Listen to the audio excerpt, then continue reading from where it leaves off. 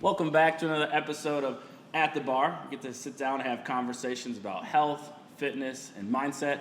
I'm Brad Marshall. Today I'm joined with Brett Moore. So Brett, thanks for joining us today. Thank you for having me. And we want to kick it off with just you telling us a little bit more about yourself. Help us get to know who Brett Moore is. Yep, so born and raised Warner Robins, Georgia. There in central Georgia, about an hour and a half south of Atlanta. And played sports pretty much my whole life. Started out with baseball early on. Fell way into baseball until I got to about middle school, high school, and realized I wasn't keeping up with them, and football was taking over. My dad did track in high school, so he got me into that. So in high school, I did shot put and discus for the track team and only football. And then going into college was only football too. So sports have really been what I focused on the majority of the time. And then obviously being back in sports now there at West Point. So it's been a part of my whole life. But, small town, not big into, the big cities, anything like that. Just, family, and then sports is really all that I had. So love it. Yeah, and it's interesting, anybody who comes from a sports background, how that plays such a prominent role in what your health and fitness journey looks like. It's sort of a prerequisite. If you want to play sports, you're going to work out. So tell us a little bit about how your health and fitness journey came about. Maybe it was through sport, after sport. Talk to us about that. Yeah, so working out for sure was only when I started football. 7th grade is the first workouts I've done for football or sports in general.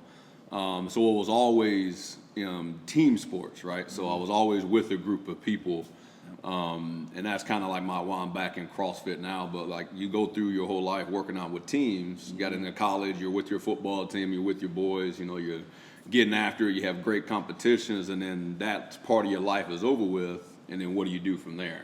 So I've never had I've tried to be better with my diet, but I've always struggled with that. But working out was something I was always in, and then now I'm on my own. And I'm not somebody that likes to go in and just one-on-one Globo Gym by myself. I like to be around people. So that's really what brought me back to, or what got me into CrossFit, because it was so much about the community. So really my journey was always with, working out with my team that I was on, and then now being with a gym and, at West Point too, being around the football team there. It's always a community atmosphere where I really pull my energy and my motivation to try not to let them down, do well for them, whatever it may be. But it's always in a group for me is what my fitness is. Yeah. I think something that's really interesting, too, is how your definition of what health and fitness can change over time, especially in football. When you look at the combine, how that dictates, okay, we got to rep out 225, what's your 40, what's your shuttle? So you have this idea of, okay, that's what I'm working towards. And it sounds like that was the same for you. And then you transition out of that, and now it's just, what is health and fitness for me, not being a football player anymore? So talk to us a little bit about what that was like for you. So I was never really a big guy. So I played offensive line. I was only about 250, 255. So that's not a big offensive lineman. But for me, I had to put on 30 pounds to get there. So, you're in college and, you understand the fact that you have to be bigger. You have to hold a weight to be able to do your job on the football field. But now, again, when that's over, you can't eat like that because there's no need for you to weigh 270 pounds. And so that's a tough part of it. And I've been on diets, and I heard a guy talk about I've lost 20 pounds multiple times in my lifetime, and that's kind of where I'm at. I'll do well for a little bit, I'll lose a lot of weight, and then I'll pack it back on because I'll slip. But for me, it's just a constant struggle of maintaining.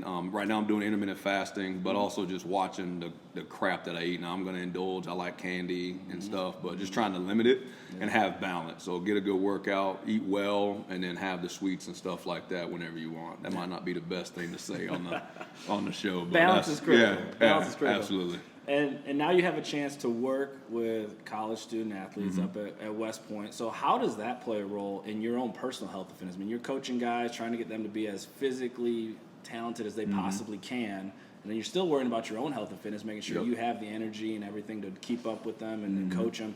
Talk to us about that. So it's, Coach Monken does a good job, the head coach there at West Point. He does a good job of, giving us time throughout the day, and you're one floor above the weight room, so there's really no excuse. So he gives us time throughout the day when, we're all game planning or doing our job as far as on-campus recruiting or getting kids on the campus, showing them around. he makes sure that you have an hour or so you can take your lunch and, eat it inside and use that hour to go work out and stay fit. And he does the same thing. He'll middle of the day, he'll just go get a workout in. But I think it's very important because you're an example for them. West Point's a very unique place, and we might get into it later on about how they inspire people. But they also look up to us because we're, their mentors in the sense they're the ones looking to us for guidance to be the best that they can be as far as on the football field, in the classroom, and then ultimately in life. So you have to be able to hold the standard. If you're telling them you need to get workouts in, or you need to be, weigh this much or eat like this or do that, you should be able to do the same thing, practice what you preach. And, that's really where, it comes from a coaching sense, is holding the standard that you're trying to hold them to. And again, it's right down there below you, so you really don't have any excuse not to. It's free. You don't have to pay for it. So we're very fortunate in that sense. And then just naturally being on the field coaching, you're getting workouts in when you're running around chasing them from drill to drill and doing all this stuff. Now, we don't actually do the workouts with the team, but we do have those facilities, and you're holding that standard just like they are. It's an expectation. Yeah. So I love that setting the standard and leading the way is a really powerful way to help demonstrate that, hey, when you're an athlete, there's going to be a certain style of health and fitness that you're going to want, but when you're not an athlete, it still is important. Absolutely. You're still going to stay up with it. And taking that a little bit further is Coach Monken wants us around them. So like the coaches that are married, have kids, he wants them to bring them into their home so that we can be an example of how to be men as well off the field too. Yeah. So it's always holding that standard and that expectation, because they're looking to you for that guidance. So it's in everything that you do, not just fitness and eating right, but how you treat people that you're around, how do you treat your spouse, how you treat your kids. I mean, it's holistically you're setting an example for those guys. And I love it. I think that's a perfect segue. We talk in here a lot about health and fitness, but we also highlight this concept of mindset and the way that we overcome challenges, the confidence we bring to certain situations, our energy levels throughout the day, and how that is such an imperative thing for us if we want to be our best. And it sounds like for you, having been an athlete, transitioning to the coach role, the mentorship piece, talk to us just a little bit about how has your mindset maybe shifted, or what things have you taken away from your health and fitness journey that's helped you now as a coach and as a man? Yeah. So my mindset when I was playing was always not to let the team down. To try to be I was never the strongest or the biggest. Like I spoke about. So I was big on technique, and that came from my dad. He was very technical when it came to like shot put, discus, and all that stuff. So I always tried to perfect what I was doing, make sure I was doing it the best of my ability, till I was not letting the team down. So that mindset of having that self-accountability to, big team, little me, and not let them down. Every decision I make, whether it's, hey, I'm not going to go out tonight because the team needs me to be ready for workouts in the morning, or, on the field, I'm not going to push the guy back, because that's going to be a penalty and that's going to hurt the team. So for me, it was always a paranoia of letting the team down, as was my mindset and my motivation. And I think it's still that way in a sense of being on the coaching side. Like I said, you're holding that expectation. You don't want to let your players down. You don't want to let them down, and you getting in trouble, you doing something bad, or getting in trouble with the law. And again, you're at West Point of all places, which is a very prestigious place, and it has a expectation of people to just show up there. That hey, you're at West Point. It doesn't matter if you went there, you're in the military, you work here. So there's a standard that's to be upheld. So for me, my mindset's always not, holding that accountability for others. And what I've realized throughout being out of school is that I've had issues with like the self-motivation to get to the gym, or to, like I said, to eat right. I'm more apt to do that when something's on the line for a team or something. So I got to work on my self-motivation piece a little bit more. But like when it's for the team, for West Point, for, whatever I'm going into the Army next, it's always going to be not to let them down. It's kind of how my mindset is focused on. Something you said that's interesting is that everything's been about the team and that community aspect. And I know when you've had a chance to come back here and visit Shoefly, very infectious personality. Everybody knows when Brett's in the building because the voice just carries. and there's an enthusiasm and an excitement in the gym when you're there because you can feel it. Where does that come from? You know, when you think about the mindset in the community and things like that, and you bring that energy and you can feel it. So talk to us about that. Well, I appreciate that. I honestly don't know. I've never been accused of being a quiet person. So even like growing up, we'd be at the restaurant, my parents would, you know, or I just start talking like, hey, what are you going to get? My parents like, come on, Brett, you know, calm down. You know, don't everybody need to hear us. So I've always been loud, but I've always been more outgoing in a sense. And I just enjoy making people laugh or having fun with people and putting smiles on people's faces when they first see you. I don't know where. It might come from my dad. My parents are very big on, you know, put others in front of yourself, you know, do more for others. And that's just what I've learned from them and what I've tried to be in my adult life as well. But I love here. I mean, love the gym, love the people here. I mean, meeting all y'all. I didn't, you know, never been a member here, but since I've been coming back and visiting, I feel like I'm a part of the family just like everybody else. And, you know, you get to work out and motivate and, you know, the thing in CrossFit, the last person to finish is the one that gets cheered on the most. I mean, how awesome is that? You know, so I love the environment. I love what CrossFit is. Love the people. And, you know, I don't know if there's an events that happen. I've just always been loud. Everybody knows I'm here. So I don't know. That's just the way it goes. Yeah, it's amazing how the team athletes, you can always kind of pick them out because I think they have similar experiences of, all right, work out as a team, coach is there telling you what to do, you go try and do it on your own. Some are successful, majority that I talk to not so successful, and then you find that community again, and it's like, oh, this feels like home. This is what I grew up doing, this is what feels natural, and you enjoy it, and that's what leads to the best results. Yeah, and then, you know, when I first left from North Carolina, so I was at CrossFit Invoke in 2014 and 15, I left and moved to Connecticut. For 10 months, I didn't go to a CrossFit gym. Like, I love CrossFit. I was all about it. I was at, like LA Fitness or something like that, doing it on my own. But I didn't want to risk not having the same community that I felt like I had at Invoke, you know. And then you realize that, you know, there's great communities all over the place. So I found a gym there and then got back into it. But, yeah, it's different. It really is. I love it. Yeah.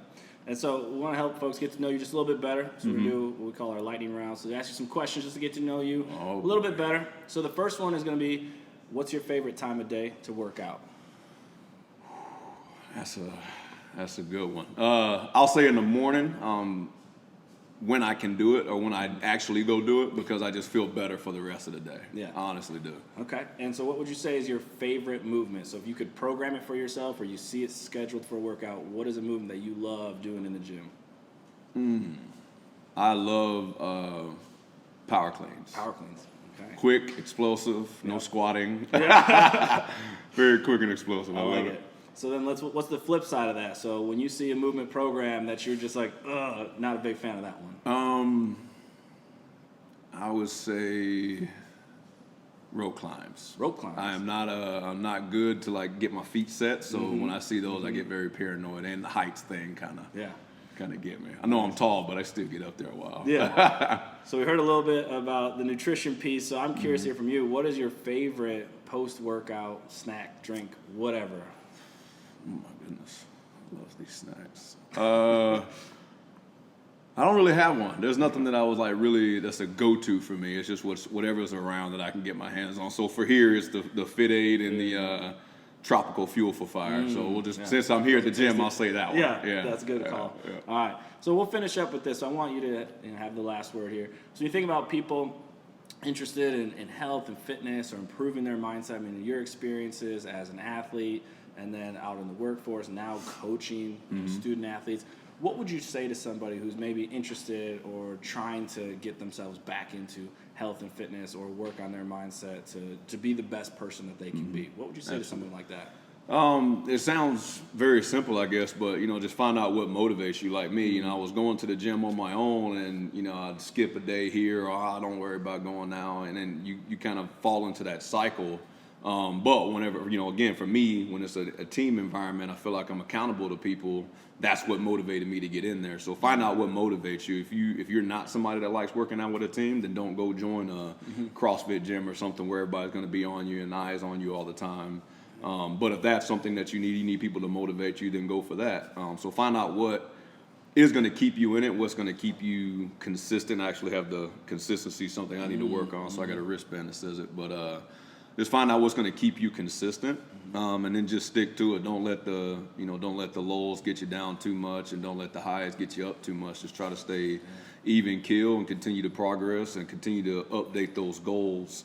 And there's an acronym, SMART goals. I can't remember what it is, like scalable, measurable, whatever, but trying to follow it in that, so it's not, oh man, I'll never reach that, because that's always gonna. I don't care who you are. You have in your mind you'll never reach it. You'll never work for it. Yeah. So making sure that it's something that you can reach to, and then that's something that you will stay consistent with, and whatever it may be, hiking or biking or running. What do you like? What motivates you? And then just go after it. So. Yeah. Some really cool pieces there. I mean, when you start talking about motivation and goal setting and being able to stay consistent in habits and behaviors, so much of that comes down to the mindset you take. Absolutely. And how you think about your health and fitness and being able to stick to it. So Brett, appreciate you joining us today on At the Bar. Happy to have you down here at Shoe Fly again. Can't wait to have you back down here. And awesome. Good luck on your future as you join the military. Thank you very much. I appreciate y'all having me. Thank you. So if you enjoyed today's episode, please feel free to like and subscribe below. We'll continue bringing you conversations with athletes here, talk about health, fitness, and mindset, and we'll catch you for our next episode of At the Bar.